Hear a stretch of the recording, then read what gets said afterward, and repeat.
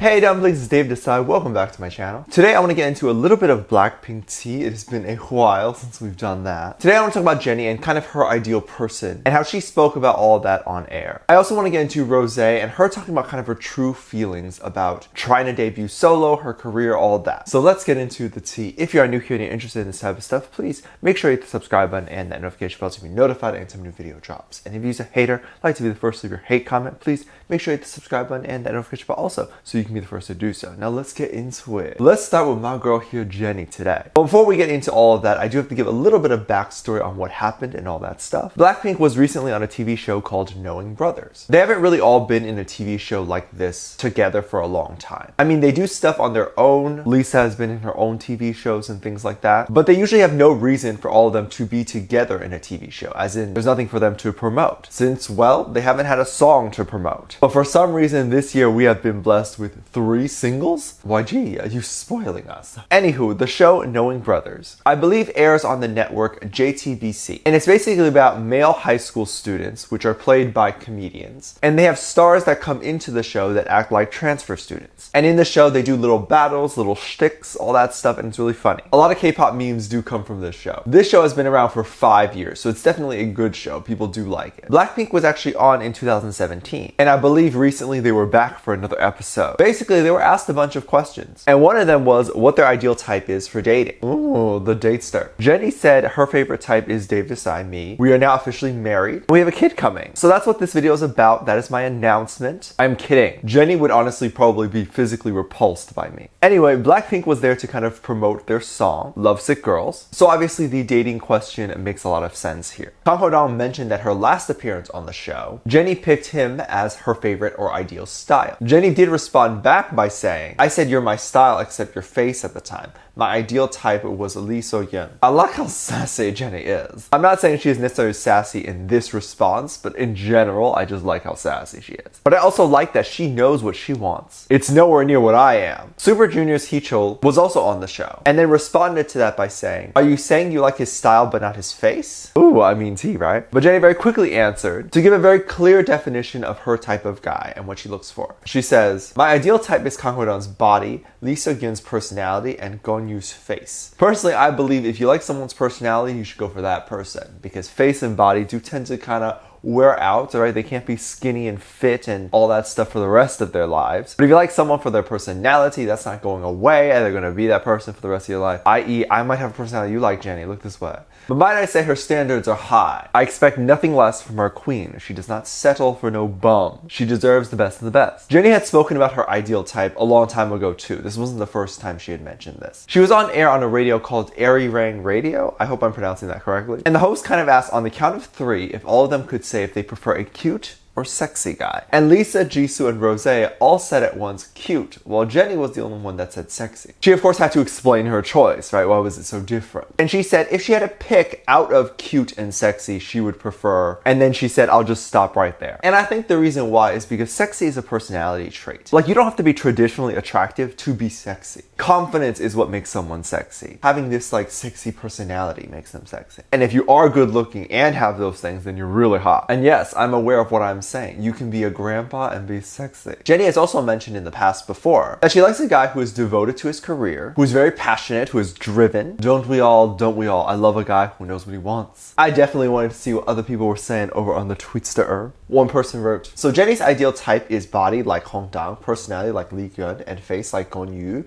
Where do I find that man? Right? Like all 3 of them merged together, and you will have Jennie's perfect match. She really just Frankensteined all of them together. I will do that for you, Jennie. I will Frankenstein. I'm kidding. But it's definitely very fun to know what people look for in their kind of significant other and what people like to have as someone for the rest of their life. I do find it very interesting that she is very honest and open about this. I find that pretty much a lot of female celebrities tend to just say that they like anybody and that their standards are really low. Like when asked, they'll just be like, oh, I like a guy who drinks water. And so every guy who drinks water will just be like, yes, that's me, and think that they'll have a chance with her. But Jennie's more honest, and her standards are more realistic from what I know other girls' standards to be. And that's hot. knowing your worth. I really like that the girls are going on these interviews and TV shows to kind of promote. You can kind of see more of their personality. It gives us a better chance to really know who they are. Rosé is someone who has been talked about a lot. And more recently, because I don't know if it was officially announced that her solo career or her solo debut is going to happen in November, but that is what the speculation is. They have been giving Rosé kind of these really cute outfits. They have been giving her kind of like a spotlight moment on stage. And right now, if you go to the performances, you kind of just see Rosé first, like you just notice her. And I think this is done intentionally to kind of prepare people with the idea in their mind that Rosé might go solo. The solo debut was announced back in September 2019 that it was going to happen at all. I remember this and thinking, okay, cool. The girls are going to go solo individually. Jennie had her moment like years ago. But I remember thinking, don't be too hopeful because this is YG and they probably won't do it. But I feel like it'll happen this time. But apparently in the newest Blackpink documentary, you got to see a lot of the behind the scenes moments. The documentary is called Light Up the Sky. And Rosé was in a studio singing with her producer there. Rosé talked very candidly about how she feels about her own songwriting and just the whole process around that. I would imagine most of Blackpink's songs, if not all, are not actually written by the girls. I don't actually know, but it's not uncommon or unheard of for a K-pop group to have songs written for them and then given to them. In fact, 99% of K-pop groups have this. The label just provides them the songs. But as a solo artist, it's kind of expected maybe that you would write your own song or something like that. So Rosé revealed how she is scared to write her own song. Her words were something along the lines of, you know how people are scared of heights or scared of water? She has always been scared of getting in the studio and writing her own song. I can totally understand this because, as you can imagine, this sets a very high expectation when you're writing your own song. She of course is going to be afraid that the music doesn't turn out good. And it's like much easier to take someone else's song and sing it yourself, even if you don't, let's say, like it that much, because you're not going to feel like you failed because you didn't write the song. You know what I mean? So I 100% totally can understand how she feels. Teddy, who is Rosé's producer and a really cool person, we love a Teddy, talked more about Rosé and her songwriting process, saying it was a very personal and private experience for Rosé. I could obviously imagine that it would be very difficult for her to kind of open up and dig really, really deep, to have certain emotions to write it in the song, to sit there and kind of be open with your thoughts. It's not a very easy thing. I am not by any means a songwriter, and I probably won't ever be one, but getting that real with yourself is very difficult. I find it hard to do that on the day-to-day when I'm trying to figure out why I'm sad. And then being able to express those feelings in an artistic, meaningful, and catchy way. She of course puts a lot of pressure on herself when she is just alone in the studio. And of course she is just sitting there thinking that she has to write something. And then she doesn't know if her opinions or if her thoughts are correct. This is something that she has mentioned too. Just write how you feel. Your feelings aren't invalid, your feelings aren't wrong, and I hope she knows that. If her process is thinking like, well, if I write about this, people aren't going to be able to relate, or people aren't going to be able to understand what I'm going through, just know that everyone at certain points in their lives has had this feeling of like, I don't think anyone else feels the way I do right now. But there are so little and so few emotions that no one in this world has felt before, right? Like even if you commit like a heinous crime that no one's ever done, like say you murdered someone, there are other murderers out there who can relate and would probably bop to your murder song. Don't go out and murder, and don't go listen to murderer songs, but this is just my example. So if we're talking about something that crazy, chances are your song about a specific breakup or whatever you are going through is definitely going to be relatable to the general public. You literally can't go wrong writing about your life. Someone can relate, but just even sharing something like that is so meaningful. I think it inspires me even watching it. One person on the Tweetster even wrote this: I relate so much when Rosé said how she respects music and how she's afraid to even write songs or sing it in the studio.